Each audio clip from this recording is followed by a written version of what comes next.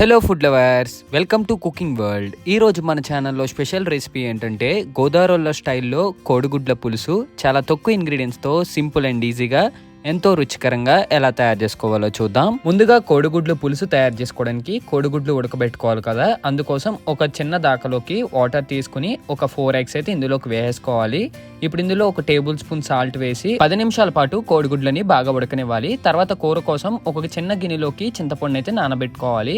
కాసేపు కోడిగుడ్లు బాగా ఉడికిన తర్వాత గుడ్డుకున్న పెంకునైతే ఒలుచుకోవాలి. ఈ పెంకు ఒలిచినప్పుడు చాలా సార్లు కోడిగుడ్లు ముక్కల కింద విరిగిపోతాయి కదా. అలా విరగకుండా పర్ఫెక్ట్ గా రావాలంటే బాయిల్ చేసిన ఎగ్స్ ని కొన్ని చన్నీటిలో వేసి అప్పుడు ఒలిస్తే మనకి ఎగ్స్ అయితే పర్ఫెక్ట్ గా ఈ విధంగా అయితే వస్తాయి. ఇప్పుడు ఈ పులుసు తయారు చేసుకోవడానికి ఒక ప్లేట్ లో చిన్నగా కట్ చేసి పెట్టుకున్న ఉల్లిపాయలు, సన్నగా చీరిన పచ్చిమిర్చి తీసుకోవాలి. ఇప్పుడు కోడిగుడ్లలో కొద్దిగా పసుపు వేసి తర్వాత స్టవ్ మీద ఒక కడాయి పెట్టి అందులో ఆయిల్ వేసుకోవాలి. ఆయిల్ కాసేపు వేడెక్కిన తర్వాత ముందుగా మనం పసుపు వేసి కలిపెట్టుకున్న కోడిగుడ్లను అయితే ఇందులో వేసుకోవాలి.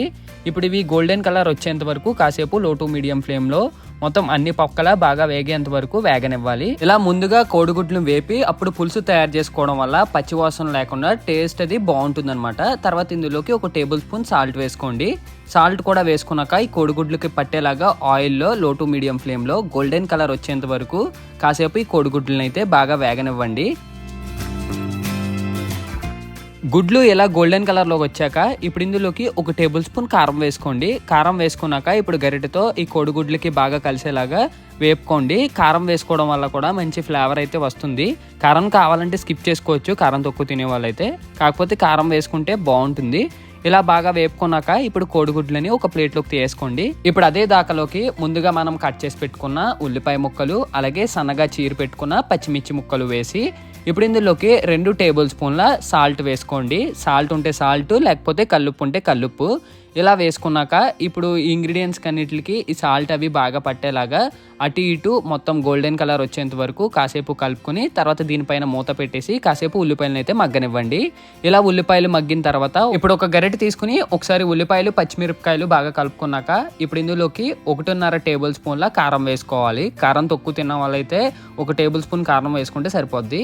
తర్వాత గరిటెతో అయితే ఇంగ్రీడియంట్స్ అన్నిటికి కారం బాగా పట్టేలాగా కలుపుకోవాలి. కలుపుకుంటే ఇలా ముద్దలా తయారవుద్ది. ఇలా తయారైన తర్వాత ఇప్పుడు ఇందులోకి తగినంత వాటర్ వేసుకోండి. వాటర్ మాత్రం మనం కూరకి తగ్గట్టు వేసుకోవాలి, బాగా ఎక్కువ వేసుకోకూడదు. వాటర్ వేసుకున్నాక ఒకసారి మూత పెట్టేసి ఒక 5 నిమిషాల పాటు బాగా మగ్గిన తర్వాత ఒకసారి మూత ఓపెన్ చేస్తే ఆయిల్ పైకి తేరి ఈ విధంగా అయితే బబుల్స్ కింద వస్తుంది. ఇప్పుడు ఒకసారి గరిటెతో బాగా కలుపుకుని ఇందులోకి ముందుగా మనం నానబెట్టుకున్న చింతపండు రసం ఉంటుంది కదా, చింతపండు రసం అయితే పిండుకోవాలి. పులుసు కాబట్టి చింతపండు రసం అయితే ఎక్కువ పడుతుంది అనమాట. అందుకని చెప్పేసి 2 times అయితే ఈ విధంగా పిండుకున్నాము. తర్వాత ఒక గరిటెతోటి ఈ రసం అలాగే ఇంగ్రీడియంట్స్ అన్ని బాగా కలిసేలాగా లో టు మీడియం ఫ్లేమ్లో ఒకసారి గరిటెతో కలుపుకోవాలి. ఇలా కలుపుకున్నాక ముందుగా మనం వేపు పెట్టుకున్న కోడిగుడ్లు ఉంటాయి కదా, కోడిగుడ్లు కూడా వేసేసుకోండి. ఇలా వేసుకుని ఇప్పుడు కొద్దిగా ఇందులోకి సాల్ట్ వేసుకోండి. సాల్ట్ అయితే చూసుకుని వేసుకోండి, ముందు ఆల్రెడీ వేసాం కదా. సరిపోయిన తర్వాత ఇప్పుడు ఒకసారి క్లాత్ అటు ఇటు కలుపుకుని దాకని తర్వాత ఇందులో కొద్దిగా కరివేపాకు కానీ లేకపోతే కొత్తిమీర కానీ వేసుకోండి. మాక్సిమం కరివేపాకు ఉంటే వేసుకోండి, కరివేపాకు వల్ల బాగుంటుంది అనమాట పులుసు. ఇప్పుడు ఒక క్లాత్ తీసుకుని దాకని అటు ఇటు కదిపితే మొత్తం ఇంగ్రీడియంట్స్ అన్ని బాగా కలుస్తాయి. తర్వాత దీనిపైన మూత పెట్టేసి ఒక 10 నిమిషాలు కూర బాగా ఉడికిన తర్వాత మూత ఓపెన్ చేస్తే అదిరిపోయే గోదావరిలో స్టైల్లో చాలా సింపుల్ ఇంగ్రీడియంట్స్తో కోడిగుడ్ల పులుసు అయితే రెడీ అయిపోద్ది.